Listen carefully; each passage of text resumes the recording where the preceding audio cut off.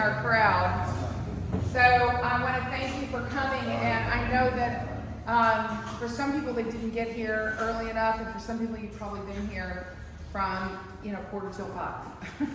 So thank you all, and I know Jack and I both would love to have a minute to speak to you. So and we also have the representative, our chair of our party, which is a big deal because we don't get to see him a lot in East Tennessee, so we love it when you're here and appreciate it. And he has Arsenio, who also works for the party. So two people here that you should definitely introduce yourselves to and make known.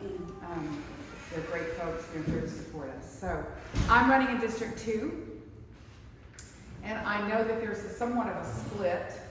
So some of you may be here to hear Jack, but I'm running in the seat that Tim Burchett currently holds.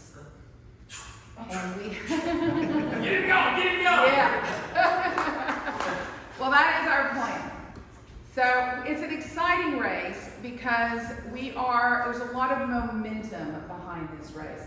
Some of you may have met Renee. Did you guys know Renee Hoyos, who ran for the seat a couple of times? And she was a great candidate, but she's moved on in life and she's doing great things still. And so the momentum was started from the beginning for this race. And what we're doing is stepping into a stream that is flowing hard and full, and that makes it exciting. The reality is that it's not going to be an automatic win. It's going to be pushing a boulder up a hill. We need as many people as possible to help us push that boulder. But the general overarching perspective that I see in my race is that it's not even about Republicans and Democrats anymore. It's really about us versus them, and that them are those that are not representing us in positions of power because they were elected. And they're making decisions that are more representative of corporations and big businesses than they are of us as their constituents. So we're seeing some really interesting things about the cultural issues in our campaigns, which a lot of times people preceding me have not talked about. Those things have not been the embodiment of the campaign. But I'm going to tell you that I'm going to make cultural issues a big part of this campaign. And the reason is because women have lost rights across state lines. Women do not have equal access to health care. That is an actual compromise of democracy. That is something that should scare all of us. Wherever you stand in the reproductive choice issue, the fact that a government can take over half of its population and say that we are not protecting you across state lines anymore, and in fact are harming you across state lines, should be something that we're all concerned about. So in addition to the women's rights to reproductive health, we're also concerned about what I like to call an equal and living wage. So in the state of Tennessee, at best, women make 76 cents on the dollar for doing the same job with the same education. And it gets all the way down to 33 cents for some jobs. A man makes $1, a woman makes 76 cents. So that is, to me, a part of what we need to address when we're looking at women's rights, is equal and a living wage. Expanding these ideas that women are equal citizens in our country. And these things are going to blossom and find new ways of looking at things. Like, for example, what's happening with the women's health care rights is, and you guys may have seen this because this is certainly affecting more rural women than it is urban women right now, but we are seeing doctors leaving. They're leaving the state. And when a woman is of non-reproductive age, and her doctor was also the local baby catcher, and that doctor leaves, she no longer has access to cancer screenings, to her hormone replacement therapy, to things to manage her bone density. So it's gonna affect all of us. We already have what are called maternal deserts, where women are not within a reasonable distance to a medical doctor. So, in some of those cases, it's so severe because, as y'all know, y'all just lost a hospital, right? Yeah. Did you just lose one? Yeah. That was like, what, about 6 weeks ago, 2 months ago? Y'all just lost a hospital. And that's happening all over rural Tennessee.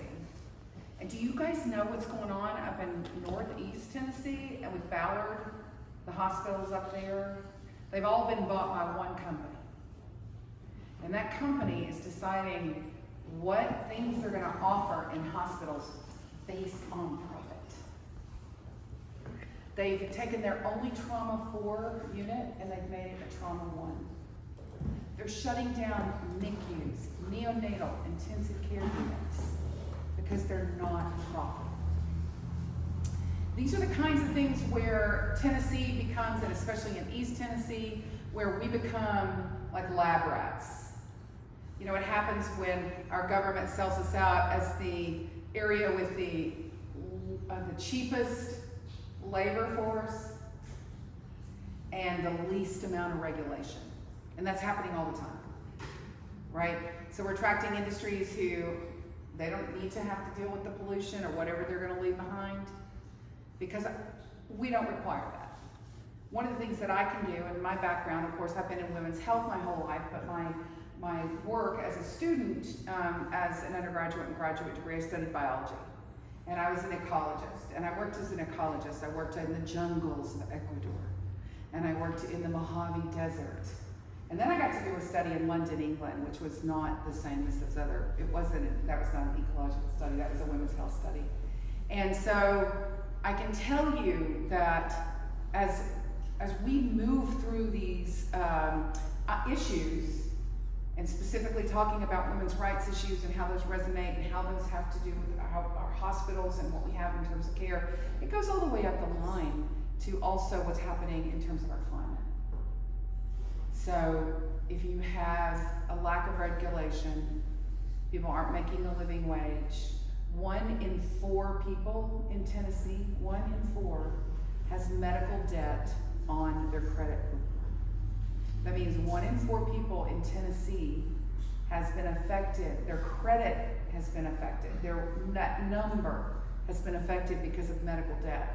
And so that 1 in 4, especially if they're young, but even people who are older, who may have been sick for a while and have lost things, they can't get an apartment.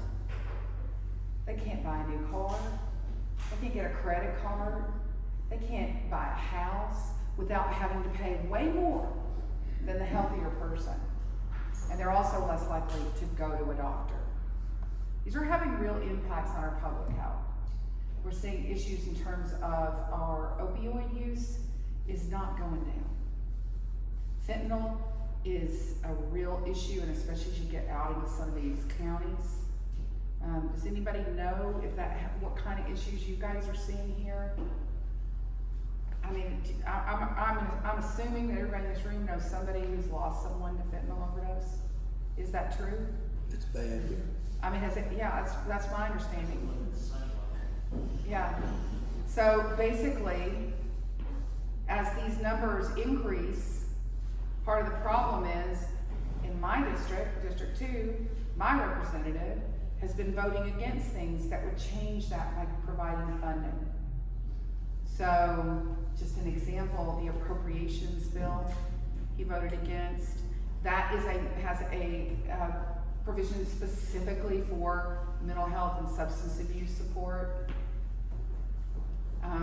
The American Rescue Plan provides $53 million a year to the state of Tennessee specifically for mental health and substance abuse.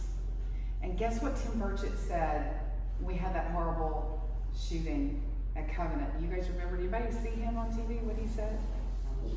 He said, well, we won't do anything about that. I'm sorry, what did you say? We won't do anything about that. So not we can't, he said we won't.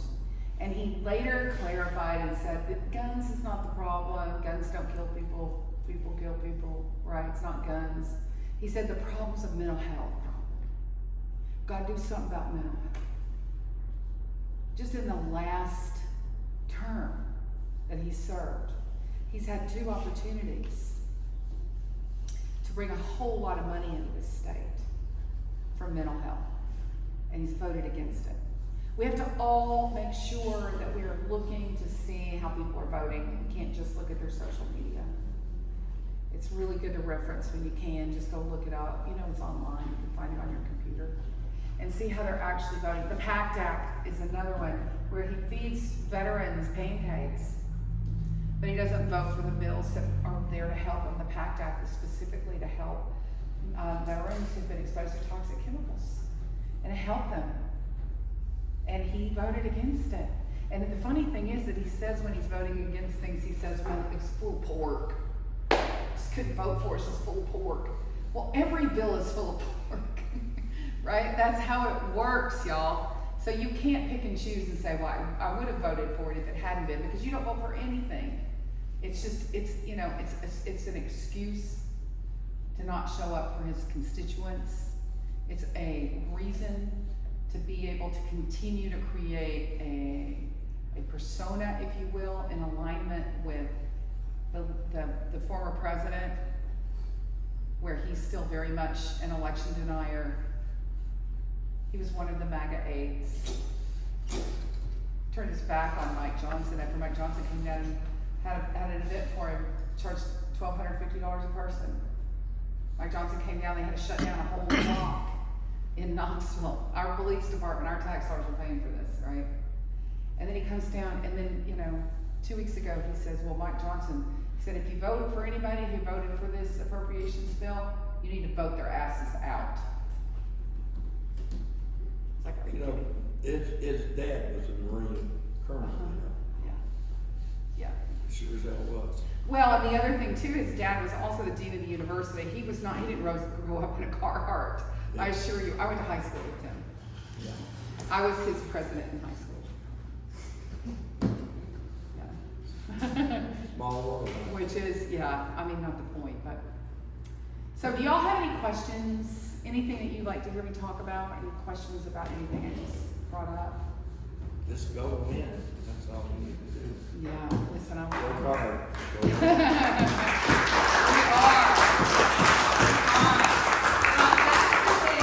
I'm just here to tell you that one of the things that I run into over and over again is that Democrats seem just like they just lost hope.